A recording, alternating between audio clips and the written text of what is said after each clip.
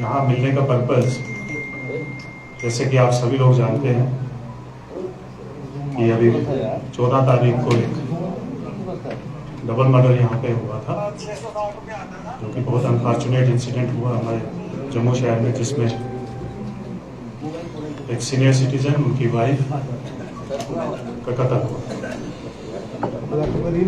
तो जैसे ही हमें ये इंफॉर्मेशन मिली थ्रू पीसीआर, तो हमारे चौकी अफसर, हमारा एसएचओ, एसडीपीओ साहब, हमारे एसपी रूरल फौरन से मौका पे पहुंचे, मौका मुलायजा किया और इमीडिएटली जो है टीमें कॉन्स्टिट्यूट की गई इस वारदात को वर्कआउट करने के लिए, जिसमें सबसे पहले तो हमारी एफएसएल की टीम जो है उसको मंगवाया गया, स्निफर डॉग को मंगवाया गया, क्राइम फोटोग्राफर को मंगवाया गया।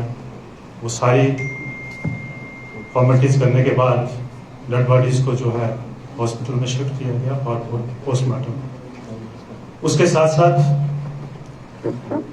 हमारी अलग अलग टीमें और भी कॉन्स्टिट्यूट हुई कि जैसे टेक्निकल एस्पेक्ट्स को देखने के लिए, जिसमें टेलीफोन का मुलायजा करना, सीडीआर का मुलायजा करना, आसपास के जो सीसीटीवी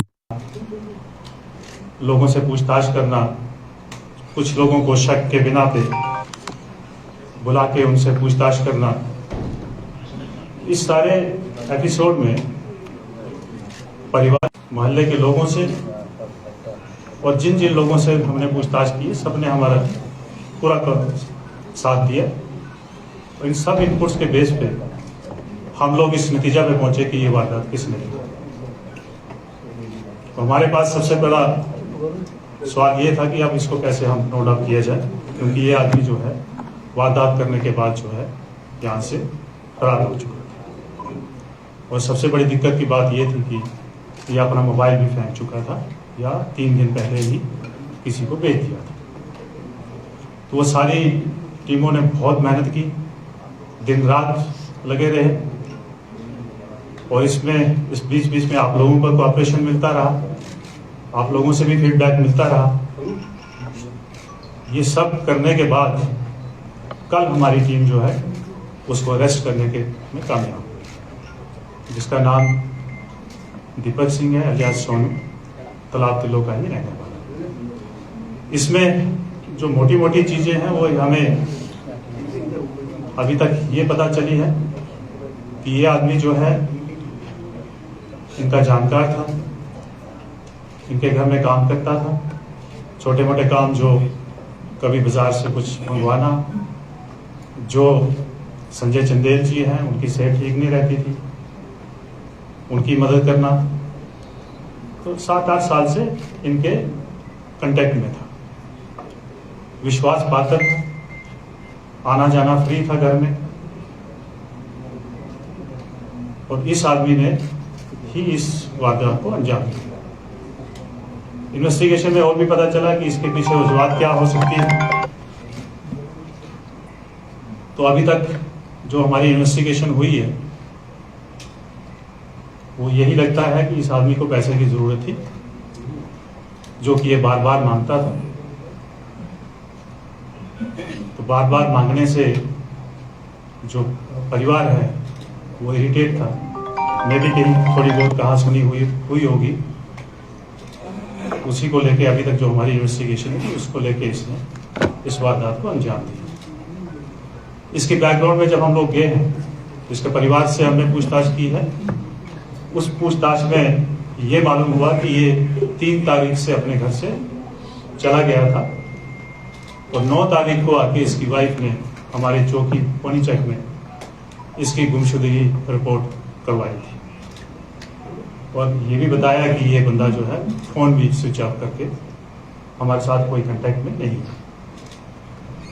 फिर ये अचानक 12 तारीख रात को आता है और अपनी वाइफ से झगड़ा करता है और 5,000 लेके फिर से घर से फरार हो जाता है।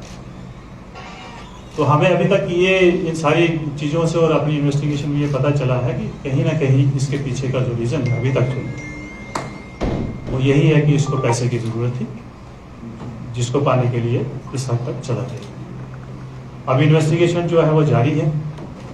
ये सारा जो इन्वेस्टिगेशन है हमारी एसपी रूरल की टीम जो है और एसपी रूरल की जेर क़यादत किया है, जिसमें एसडीपीओ, एसएचओ कंसर्न और आईसीपीपी पोनीचक और इसके अलावा और भी बड़े सारे ऑफिसर जो हमने जुरिडिक्शन को नज़रअंदाज करते हुए उनको भी बुलाया था। इन सब ने मिलकर इस केस को जो है वर्कआउट किया है। अब इसके अलावा अगर आपका कोई क्वेश्चन है। मर्डर में वेपन कौन सा यूज किया गया सर, किस राज से मर्डर किया गया?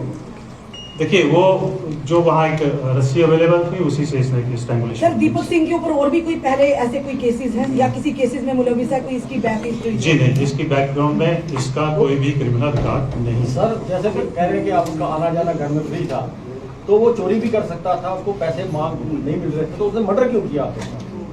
देखिए, ये जो है ये अभी हमारा भी यही क्वेश्चन है, इसके ऊपर हम लोग जो है इन्वेस्टिगेशन कर रहे हैं। सर, ये अकेला है या कोई और भी होने की आशंका हो सकती है इसके साथ होने की? अभी तक जो इन्वेस्टिगेशन हमारे सामने आई है और सीसीटीवी फुटेज से। सर, घर से चोरी करके गया था एक सीसीटीवी फुटेज जो आई है, तो अभी तक ये नहीं लगता है कि ये अकेला है। घर से इसे सामान कैसे चुराया और रिकवरी कितनी हुई? देखिए, सामान के बारे में हम कुछ बता नहीं सकते हैं, क्योंकि सामान क्या था घर में, क्या गुम हुआ है, वो दोनों बता सकते थे जिनकी दोनों की डेथ हो चुकी है। बच्चे दोनों जो है वो बाहर थे, पिछले 2-3 महीने से बच्चे बाहर ही थे, तो अभी घर में कोई भी इस बात को बता नहीं सकता है कि एग्जैक्टली क्या चोरी। दूसरा जो जब हमने इसको पकड़ा है तो इसके कब्जा से कुछ भी खास रिकवरी नहीं हुई। मैं आपके माध्यम से सभी जम्मूवासियों से रिक्वेस्ट करना चाहता हूँ कि जब भी आप अपने घर में किसी हेल्पर को, किसी आया को या किसी भी बाहर के आदमी को अपनी हेल्प के लिए रखते हैं, तो हम ये बार बार, ये मैं आज की बात नहीं कह रहा हूँ कि मैं बता रहा हूँ, लेकिन ये पुलिस लगातार ये बताती है, ये लोगों से रिक्वेस्ट करती है कि आप उनका वेरिफिकेशन, उनका रजिस्ट्रेशन जो है वो थाना में करवाइए। उससे 2 चीजें होंगी, एक तो वो आदमी जो है डरा रहेगा और दूसरा जो है जब कभी कोई वारदात होगी तो उसमें पुलिस को ट्रेस करने में आसान।